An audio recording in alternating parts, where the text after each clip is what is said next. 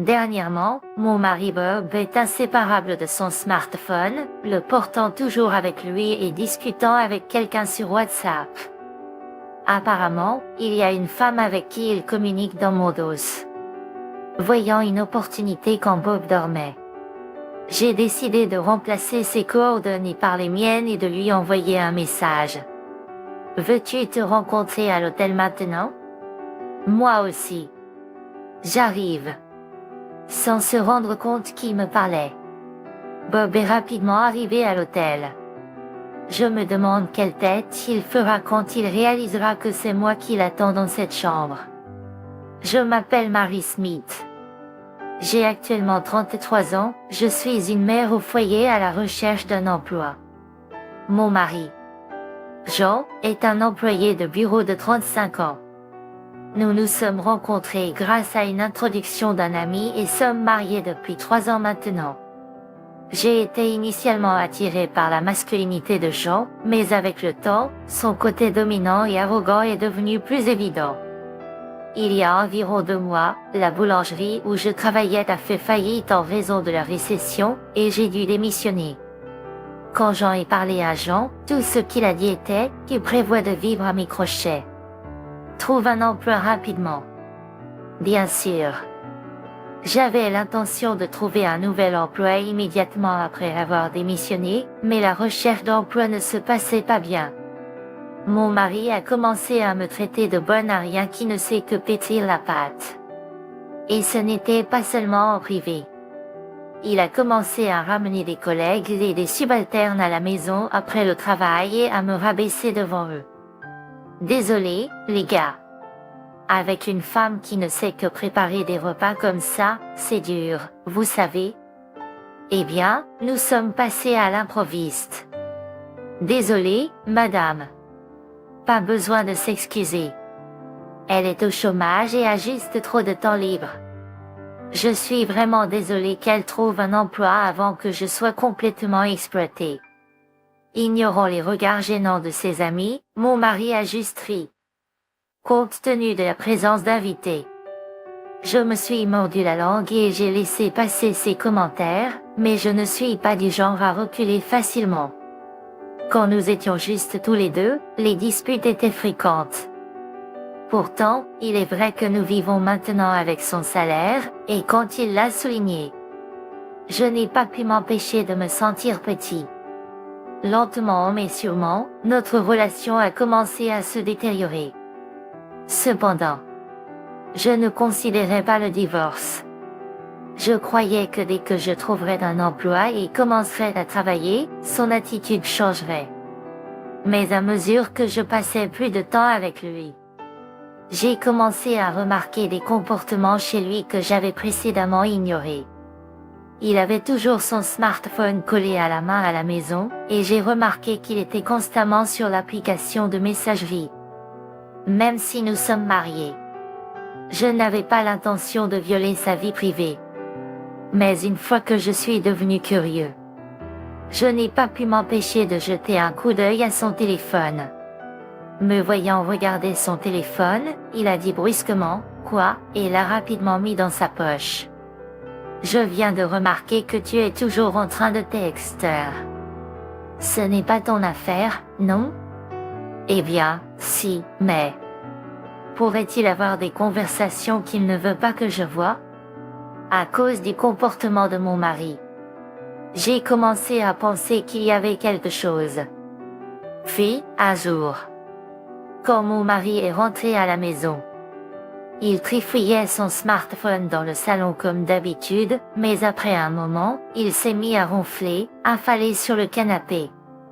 Son smartphone a glissé de sa main et a heurté le sol avec un bruit sourd. Oh, typique. Je me suis baissée pour ramasser le téléphone, ayant l'intention de lui dire quelque chose. Cependant, au moment où j'ai pris son téléphone, une certaine pensée m'a traversé l'esprit. Je pourrais peut-être découvrir avec qui il a échangé des messages fréquemment en ce moment. J'ai vérifié une nouvelle fois que mon mari dormait toujours et j'ai déplacé mon regard vers son téléphone. En utilisant son doigt endormi pour le déverrouillage par empreinte digitale et en ouvrant l'application de messagerie, il était évident qu'il discutait avec une femme. La conversation était remplie d'émojis de cœur et de phrases comme je t'aime, typiques d'une relation amoureuse. En parcourant leur conversation, il semblait qu'il était impliqué depuis environ 6 mois, et il était question d'une relation physique. J'ai commencé à prendre des photos de leur conversation sur mon propre téléphone pour les garder comme preuve. Je pensais être plus choquée de découvrir l'infidélité de mon mari, mais les messages me semblaient être simplement des symboles, et j'ai continué ma tâche sans émotion. Passer en revue 6 mois de messages était une tâche assez difficile, mais c'était la durée pendant laquelle mon mari m'avait trahi. Pendant ce temps, il continuait à ronfler à côté de moi. Je lui ai jeté un coup d'œil, enregistré la photo de profil de la femme, puis je l'ai envoyée de son téléphone à mon application de messagerie. Par la suite, j'ai supprimé le message que j'avais envoyé avec la photo, puis bloqué le compte de la femme. Maintenant, même s'il ouvrait l'application, non seulement il n'y aurait aucune trace de ce que j'avais fait, mais il ne pourrait pas non plus voir son profil. Juste pour être minutieuse. J'ai également bloqué et supprimé le contact de la femme enregistré dans son téléphone, donc maintenant ils ne peuvent pas communiquer entre eux. Ensuite, en utilisant mon téléphone professionnel, j'ai créé un nouveau compte de messagerie en utilisant la photo de profil de la femme et j'ai reproduit environ 20 de leurs échanges. En utilisant mon téléphone professionnel, j'ai créé un nouveau compte de messagerie en utilisant la photo de profil de la femme et j'ai reproduit environ 20 de leurs échanges. À première vue, il ne remarquerait probablement pas que le compte de la femme a été remplacé par celui que j'ai créé. Jamais je n'aurais imaginé que ne pas avoir dit à mon mari à propos de mon deuxième téléphone me serait utile. Hey Jason, qu'est-ce que tu fais maintenant? J'ai ensuite envoyé un message à mon mari, en faisant semblant d'être la femme. Après m'être assuré que le message avait été livré à son téléphone, je l'ai réveillé. Jason, ne dors pas ici. Tu vas attraper froid. Tu ne t'es pas encore douché? Dépêche-toi et rentre. Cet endroit ne va pas se nettoyer tout seul. Mon mari a commencé à marcher vers la salle de bain tout en vérifiant le message que j'ai envoyé. Peu de temps après, j'ai reçu un message sur mon deuxième téléphone, bien sûr, de la part de mon mari. Sur le point de sauter dans la douche. Veux-tu peut-être me rejoindre? Oh arrête. Jason. Tu es tellement embarrassant. Me rappelant du ton de la femme que je venais d'imiter. J'ai commencé à lui répondre par message. Parmi ces 2 mots doux pour elle, il y avait des messages qui semblaient être des insultes à mon sujet. Je pensais toujours à sauter aux conclusions. Et j'ai complètement imité la femme pour lui répondre par message. Au début, j'étais nerveux qu'il s'en rende compte, mais il n'y avait aucun signe qu'il avait remarqué. L'imaginant en train de me répondre par message, pensant que c'était elle. Je n'ai pas pu m'empêcher de rire. Il semblait qu'il ne l'avait pas rencontrée au travail aujourd'hui. Il n'arrêtait pas de dire des choses comme « Le travail a été si difficile aujourd'hui et j'aurais souhaité pouvoir te voir, ne serait-ce que pour un instant. » J'ai renvoyé un message « Moi aussi, j'aurais aimé te voir », puis j'ai décidé d'appeler mon mari dans la salle de bain. Réalisant qu'il était dans la baignoire, mais ne lâchant jamais son téléphone, en lui envoyant des messages, ou du moins c'est ce qu'il pensait, m'a laissé sans voix. Qu'est-ce qui se passe? Ne viens pas jusqu'à la salle de bain. Tu as besoin de quelque chose? Je suis désolée de demander ça si tard, mais est-ce que je peux sortir un peu? Pensait-il que je interrompais sa discussion avec elle juste pour sortir m'amuser? Il avait l'air contrarié. Où vas-tu? Mon ancien patron m'a contacté. Il a mentionné une opportunité d'emploi potentielle et veut en discuter. Ça pourrait être à ce sujet. Oh, eh bien, si c'est pour ça, vas-y. Mais il m'a appelé à un endroit assez éloigné. Je pourrais rentrer tard le soir. Peut-être devrais-je refuser? Va simplement. Tu pourrais obtenir une recommandation pour un emploi, n'est-ce pas? Merci. Je vais y aller. J'ai appelé mon mari dans la salle de bain et une fois de plus, je pars et j'ai quitté la maison. Le moment où j'ai mis le pied dehors, un message de mon mari est arrivé sur mon téléphone disant « Ma femme est sortie, on dirait qu'on peut se rencontrer », en prétendant être une autre femme. J'ai continué à lui envoyer des messages. Après avoir cherché des chambres disponibles, j'ai réservé une chambre dans un hôtel à une courte distance de la gare la plus proche et j'ai envoyé un autre message à mon mari. « Peux-tu vraiment venir ? Je suis en fait près de la maison de Dave. Je veux te rencontrer à l'hôtel maintenant. Et, vas-tu venir ? Près de chez moi ? Oh ? Je prends un bain maintenant, donc ça pourrait prendre un certain temps, mais je viendrai. J'ai envoyé un message avec le nom de l'hôtel et le numéro de chambre en disant « Je t'attends » et j'ai reçu une réponse perturbante de sa part disant qu'il viendrait après son bain. Et je n'ai pas intentionnellement apporté de vêtements de rechange après la douche. Ça lui prendrait probablement un certain temps.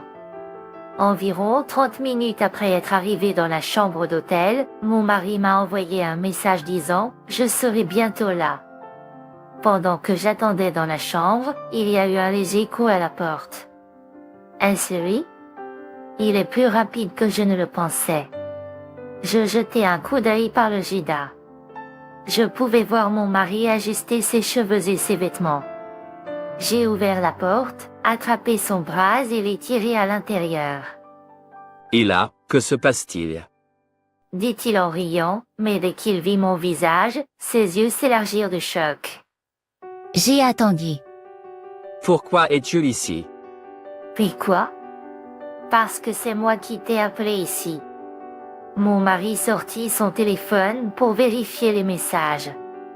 Ah, La photo de profil et le nom sur le message étaient ceux d'une femme, alors il semblait perplexe.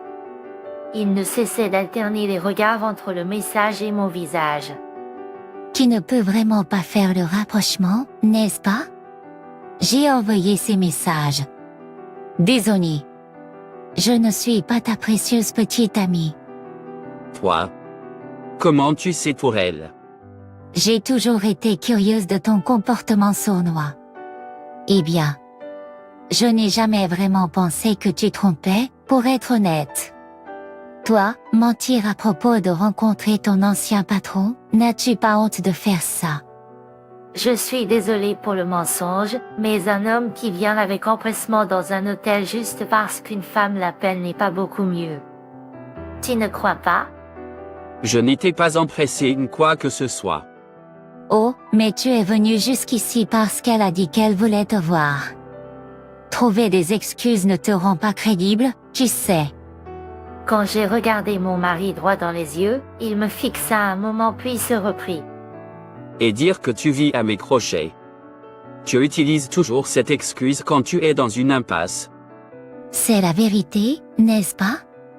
Oui, c'est vrai que je n'ai pas pu trouver un nouvel emploi tout de suite et j'ai dû compter sur toi. Mais j'ai couvert mes dépenses personnelles avec les économies que j'ai accumulées avant notre mariage, et j'ai activement cherché un emploi. Ne fais pas l'innocent alors que tu vis au crochet de moi. Mais ces 2 derniers mois, je n'ai pas gaspillé l'argent que tu as gagné. Je n'ai demandé que l'essentiel. Je ne me souviens pas de t'avoir vampirisé. Tu as le culot de dire ça en profitant de ta vie de femme au foyer. Oui, le fait de pouvoir être femme au foyer ces 2 derniers mois, c'est grâce à toi.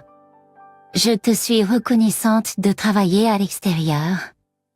C'est ça, tu devrais être plus reconnaissante envers moi.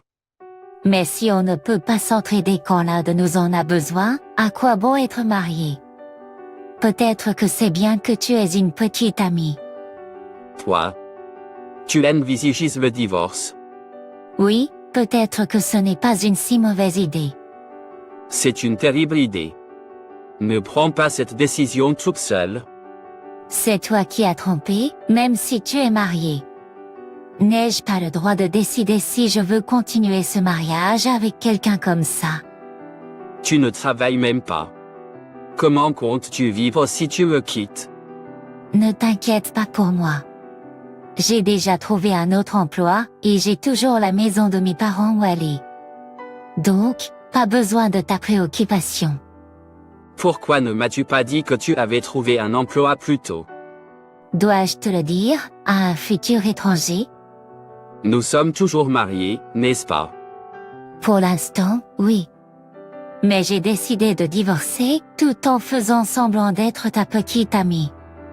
J'ai réalisé que les hommes qui font passer leurs femmes pour les méchantes juste pour apaiser leur maîtresse, qui lancent des insultes quand les choses ne se passent pas comme ils le souhaitent, et qui dégradent leurs propres femmes devant les autres sont les pires. Je n'ai plus une once d'amour pour toi. Je rédigerai les papiers du divorce ce soir, et je préparerai mes affaires pour partir demain. Alors repose en paix. Vis heureux avec ta maîtresse. Et bien sûr, je te contacterai au sujet de la pension alimentaire après avoir parlé avec mon avocat. Je te contacterai au sujet de la pension alimentaire après avoir parlé avec mon avocat. Attends une minute. Maintenant, il n'y a plus rien à discuter entre nous. Peux-tu partir? J'ai décidé de rester ici ce soir. J'ai rapidement fermé la porte après avoir fait sortir mon mari, stupéfait. Jean sort de la pièce. Jean a tambouriné sur la porte pendant un moment, mais quand je l'ai averti, j'appellerai la police, il est parti. Après cela, j'ai reçu des appels et des emails de sa part, mais j'ai simplement répondu, il n'y a rien à discuter et j'ai éteint mon smartphone. Le lendemain, avec l'aide de mes parents, j'ai commencé à déménager mes affaires de notre maison tôt le matin.